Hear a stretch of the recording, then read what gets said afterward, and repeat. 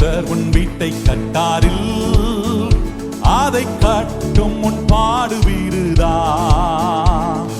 கர்த்தர் உன் வீட்டை கட்டாரில் அதை கட்டும் முன் பாடு